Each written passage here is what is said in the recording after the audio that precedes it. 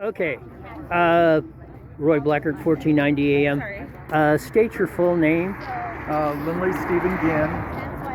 Okay, we're going to do, and we're not starting yet, but we're going to do a radio interview. You're out here at the press conference at Jurupa Valley High School. So here we're going. Roy Blackard, 1490 AM. I ran across this gentleman, and he came out to a press conference for a teacher that got fired. Tell us why you came out.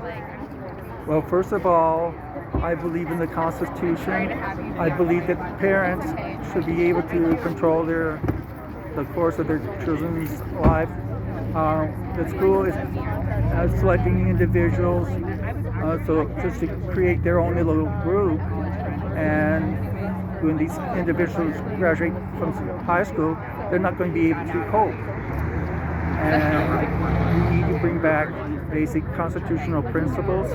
We need to bring back the ability for people to communicate without being fired because the schools want them to lie to the parents. How more basic can you get when your government agencies believe that the way to govern is to lie? And to me, that's a big outrage.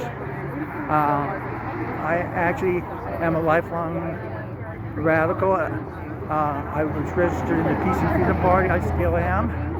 And as I see what's going on, I became more and more outraged when the left got further and further away from basic principles of free speech, freedom of association, and they're out to destroy our heritage. I have ancestry that goes back to the Civil War and probably the American Revolutionary War, and these people are spitting on my heritage.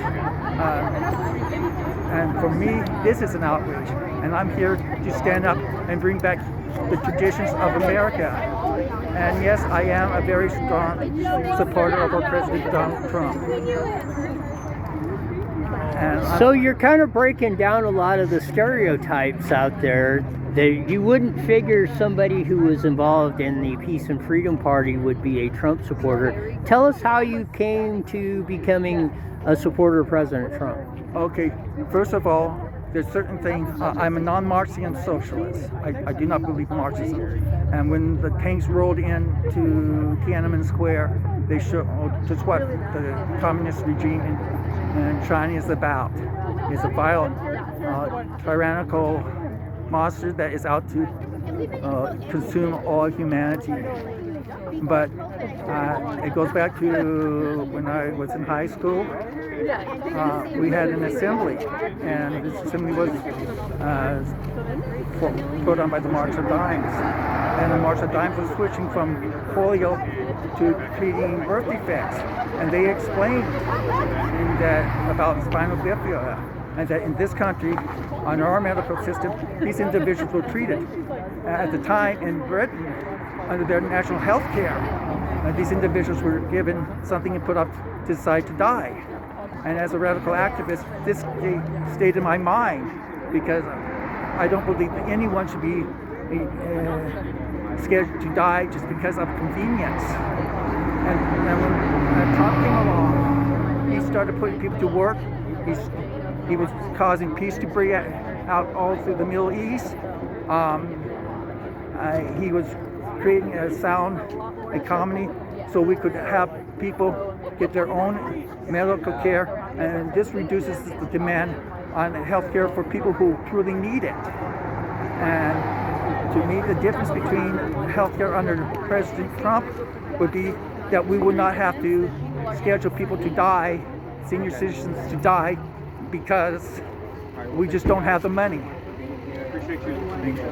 We need to get people back to work, and again, I love my country, and I believe that although I have certain differences, I do believe in America first, and I believe that small businesses should be supported. And Trump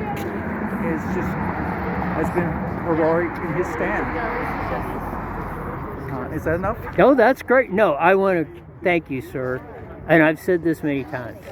When we sit down and talk to each other, we have more in common than we have differences. And when we approach things like that, our differences become much easier to solve, and everybody will be better off. Well, again, is every time we have people running the deficit up, more and more of our resources is paid into interest.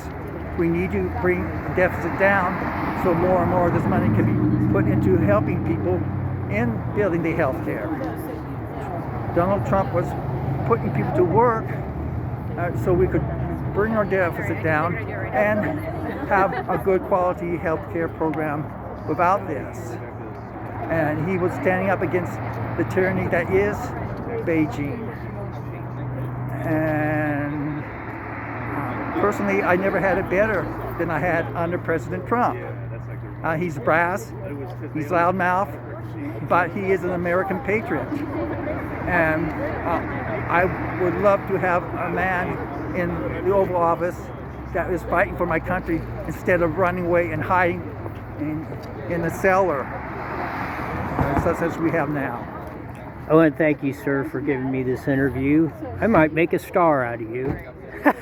Thank you. Okay, I could start telling him how they are trying to take my birds away, too.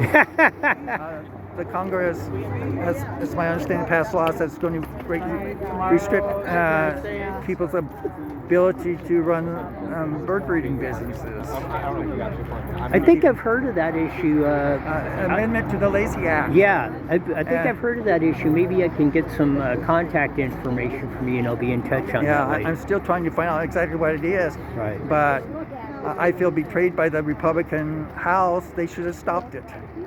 They could have, and they didn't. But this just shows you how little the representatives are reading these laws, and people are pushing these things through, telling the representatives this is okay, and it's not. You got it. Thanks a lot for the interview. I'll be in touch.